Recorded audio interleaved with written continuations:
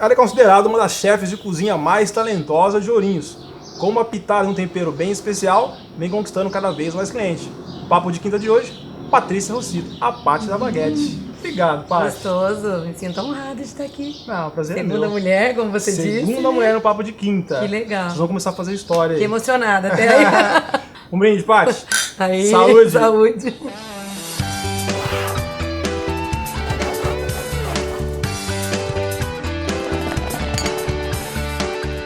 Paty, obrigado, prazer te receber aqui, como a gente falou no começo. Segunda mulher no Papo de Quinta, prazerzaço, eu que sou cliente lá da Baguete. Você mudou um pouco o jeito, parece, né? O que aconteceu nos últimos anos aí que você deu uma invertida na coisa? Nós começamos um sonho, né, de montar uma boulangerie, uma padaria diferente, uma padaria estilo europeia. E aí nós percebemos assim, eu falo nós porque eu e o Fábio, que é meu sócio também, né? Percebemos, Marido e sócio. Marido e sócio. Eu sei bem como é isso. Né? É. Aí, e aí nós percebemos Um nicho de mercado? um nicho de mercado, uma fatia que ainda não estava sendo explorada da maneira como a gente imaginou. No começo, nós pensamos em só agregar com pratos montados já. Isso quando com a padaria já aberta? Com a padaria já aberta. Aí nós começamos com os pratos montados, os pratos gourmets. Que ano que foi isso, Paty? Quando vocês começaram? Então, quando inaugurou a Baguete foi em 2006. E quando eu conversava com alguns amigos que tinham restaurante, e eu ia muito para São Paulo, nas feiras de padaria, e vi que é uma tendência as padarias colocar também a parte de alimentação, de refeição, de almoço. E aí nós fomos caminhando por esse lado do almoço gourmet. E a gente queria, assim, eu sempre tive, desde pequenininha, eu já nasci dentro de uma padaria lá em Jacarezinho, né? Você não é oriense? Não, eu não sou oriense. Você nasceu em Jacarezinho? Nasci em Jacarezinho. Cidade boa, né? Cidade da Graça. Você morou em Jacarezinho também? Você morou em Jacarezinho? Morei. Isso, lá a gente gosta muito de Jacarezinho. Lá tem a Baguete de Ouro. Baguete de Ouro. Da sua família. Na verdade a Baguete de Ouro foi eu que sim, inaugurei lá, né? Porque meus pais tinham Santa Amélia, que é uma padaria junto com os tios. E aí, quando eu tinha 23 anos, o meu tio falou, agora você vai ter que se virar, vamos... Você nasceu quase num forno de pão. Quase num forno de pão, uma ratinha de padaria. Lá, as minhas tias levavam eu na cestinha lá, porque elas tinham que trabalhar e eu ficava lá. E aí, eu me casei e vim para Ourinhos. E como o Fábio trabalhava aqui na Justiça Federal, e nós ficamos pensando, você vem pra cá ou eu vou pra lá? Ele falou, vem você pra cá. E fiquei um ano indo e voltando pro Jacarezinho. Foi um namoro arranjado, nós dois. Aí, porque uma amiga em comum ficava fazendo propaganda dele pra mim e de mim pra ele. Foi o cupido da história. Foi o cupido da história. A Meire, mandar um beijo. Meire Miranda, você, hein? E aí, foi muito legal. Por quê? Porque eu vim pra Ourinhos e nós vimos esse ponto que tava ali, era o Pedroso ainda. Ali onde é a Baguete. Tá. E era uma floricultura. E o Fábio foi lá no dia 8 de março, começo de casamento, comprar uma flor, Dia da Mulher. Hoje já não dá mais Dia da Mulher, foi comprar né? no lugar? No lugar, no Pedroso, que tinha ali. Tá. E aí ele foi pra ver um buquê de flores pra mim, não tinha mais. A mãe do Pedroso, nós estamos querendo fechar isso aqui, não tá dando nada. Já tava irritada com o negócio. Falou, só faz casamento, não vai precisar mais aqui. Na hora o Fábio falou, achei o lugar. Olha a visão empreendedora do Fábio. Empreendedora do Fábio. Achei o lugar que nós vamos montar, que nós estávamos procurando. E nisso foi tudo, né, junto. Começo de casamento, cidade nova, empresa, querendo ou não, tendo que começar tudo de novo. Do zero, cidade, né? Do zero. Lá a gente já tinha um nome, uma clientela já formada. O Fábio foi muito companheiro. Quantas vezes você falou, não vai dar certo? Muitas vezes. Muitas. E ele que segurava a peteca? Ele segurava a peteca. Ele foi, assim, o marido, o sócio, assim, eu até me emociono de falar isso. Porque teve um ano que tava muito mal. Aí eu falei assim, Fábio, eu não quero mais, vamos vender, não dá certo. E depois de quanto tempo aberto? Ai, depois de uns 3 anos já aberto, que a gente 2009, 2010, mais ou menos. Isso. E aí ele falou assim, não, Patrícia, nós não vamos desistir, vai desistir do seu sonho? Eu falei, não, você trabalha na justiça, nós só temos uma Maria Paula, pra gente viver, a gente, né, vamos viver modesta. Não, você não vai desistir do seu sonho. Ele me impulsionou com o emocional, com o financeiro, que ele ajudou muito também, então foi assim uma pessoa que muito importante na minha vida. E aí nós percebemos que nessa época a gente precisava mudar. Ali vocês já faziam, já tinha alimentação, ou só padaria até então? Ainda não, só padaria. Aí a gente começou com a alimentação, como eu falei, os pratos montados. Percebendo também que a gente não conseguia aumentar muito do que a gente já servia, nós investimos no self-service, que entrou uma equipe muito boa, a gente começou a treinar a equipe, incentivar funcionário. Uma decisão que foi assim, eu acredito que seja uma das principais, muito importantes, foi a gente não abrir mais domingo. Por quê? Quando a gente passou a não abrir mais domingo, os funcionários começavam a ficar. Por quê? O que sobrava pra gente é o que não conseguia nada. Comércio, ninguém gosta de trabalhar muito domingo, funcionário. Aí a gente começou a fechar os domingos e eu comecei a formar uma equipe melhor. Eu acredito, eu sempre falo pra eles nas reuniões que a gente faz, que é a melhor equipe que a gente teve até hoje. Que bacana. Na Estação Baguete, legal, né? Muito legal. E eu fico muito orgulhosa de falar isso, porque foi uma equipe que me surpreendeu e eu... Demorou para ser construída. Demorou para ser construída maturada. E foi construída, assim, realmente sólida. A partir do momento que você se conhece melhor, você busca o autoconhecimento, várias coisas, assim, que foram cruciais para melhorar. Porque eu acho que uma coisa é ligada à outra, sem dúvida. O emocional, né? O físico, você falou, tá correndo, a gente também começou a correr, fizemos a parte da igreja também, assim, eu sou católica, atuante, tem um grupo que a gente participa lá no Vagão Queimado do Tenda, mas eu vejo assim que a melhor religião que pode ser são as nossas atitudes do dia a dia.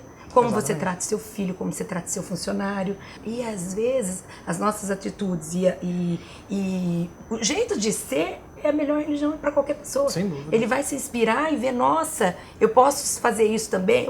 Então eu vivo a minha vida não querendo ser melhor que ninguém, nem de forma alguma querendo dar exemplo, assim, mudar a vida de ninguém, mas tentando, sim, ser exemplo para minha filha.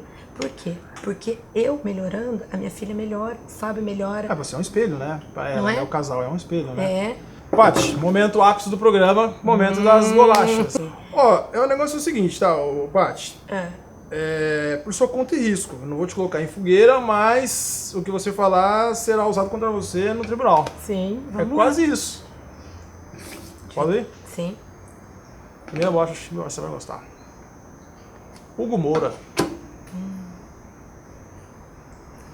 O saudoso Hugo Moura. Não tem como falar do Hugo e não me emocionar, né? Eu conheci o Hugo quando ele tinha 11 anos, que foi quando eu conheci o tio dele, né? E ele era pequenininho, assim, sempre muito querido, quietinho. Ele, uma criança madura, ele sempre foi uma criança assim que... E o Hugo, ele parece assim o meu espelho, né? Porque ele começou também como eu, muito novo. E eu sempre tratava ele como se fosse meu filho. Como se fosse um filho. Eu, assim, ligava no dentista pra marcar, cuidava dele como se fosse o meu filho. Então, quando aconteceu o acidente, a gente estava lá em Jacarezinho, na Baguete de Ouro, lá, tinha acabado de chegar, foi um domingo. E um final de semana antes foi o acidente lá de Santa Maria. Foi bem naquela época. E ele, antes, ele falou assim, nossa, eu fiquei olhando, ele ficava olhando muito, e ele falava assim, eu até chorei, eu fiquei muito emocionada, comoveu muito, tanto a Marcela como o Hugo nesse acidente. E o Fábio, ele fica assim, toda vez que ele lembra, ele chora. Nós sentados ali na Baguete, que todo sábado a gente almoçava juntos, e sentado daí ele falou assim, tio, eu vou lá pra balada. E tava um tempo meio ruim, assim, e o Fábio sentiu vontade de falar, não vai.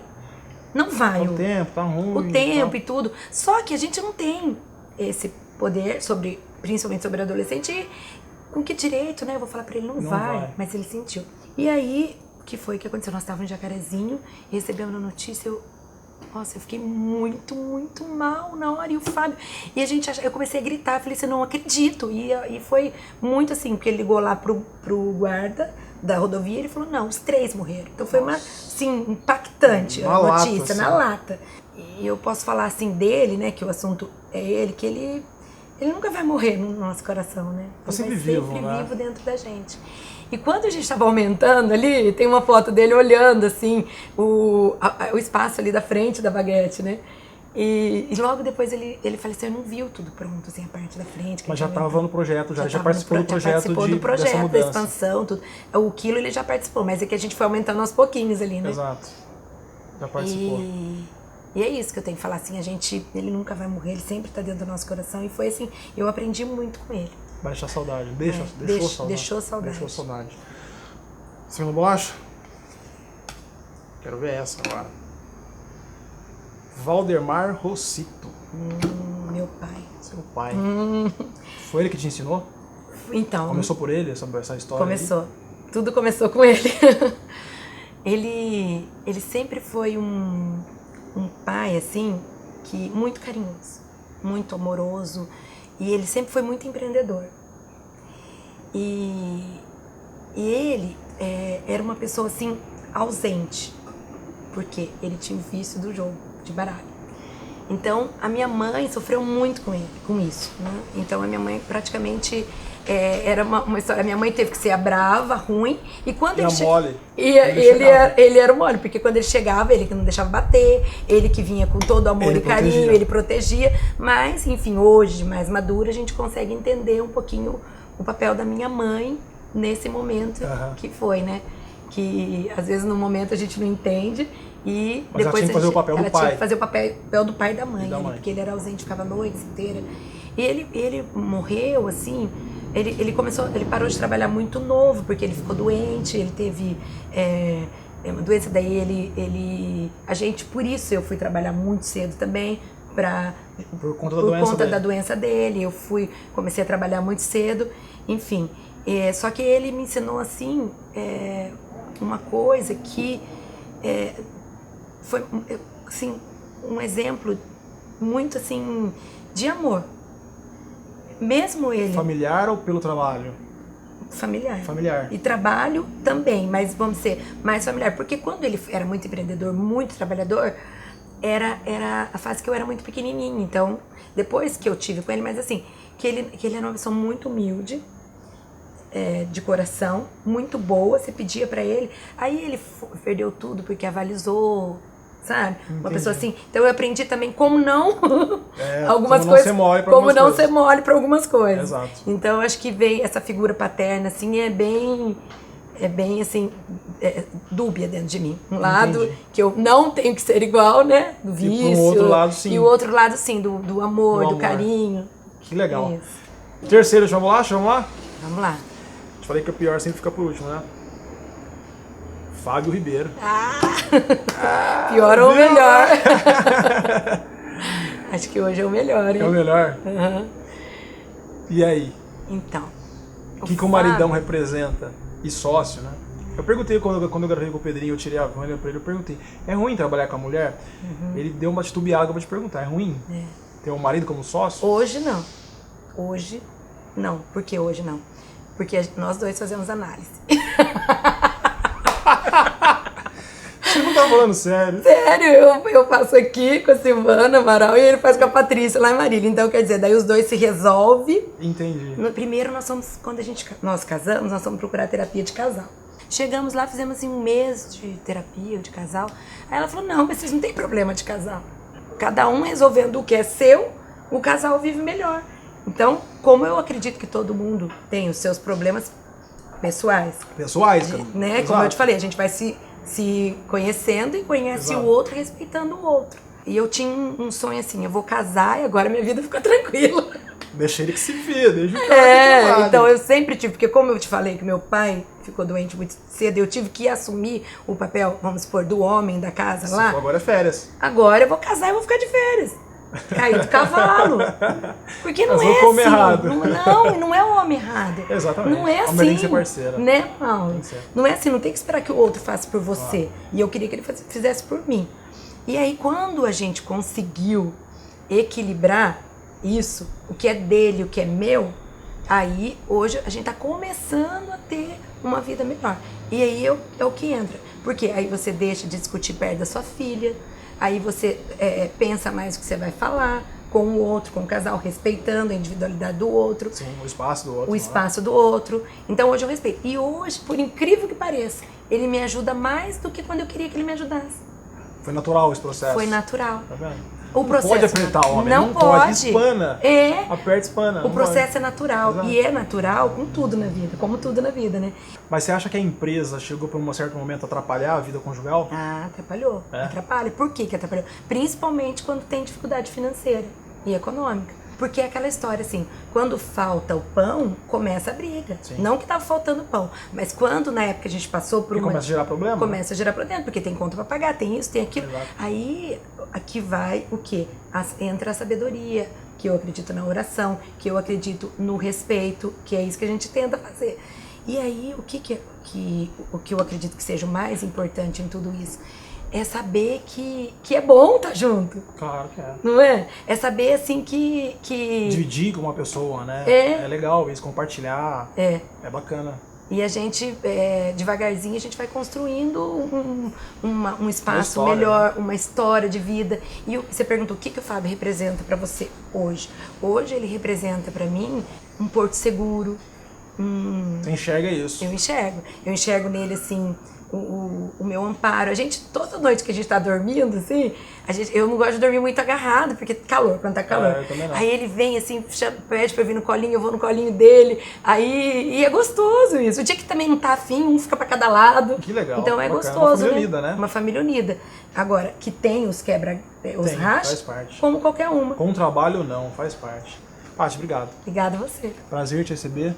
Mandar um beijo, pode? Pode, claro, deve. Pra Maria Paula, que é assim, o meu amor, né? E o Fábio também, as pessoas que estão nos assistindo. É isso aí. Depois você me passa o telefone dessas duas pessoas. Você vai pra um lugar e eu pra outro. Isso mesmo. Papo de Quinta fica por aqui. Semana que vem a gente volta. Canal Sam 21. Qualidade você vê aqui. Tchau!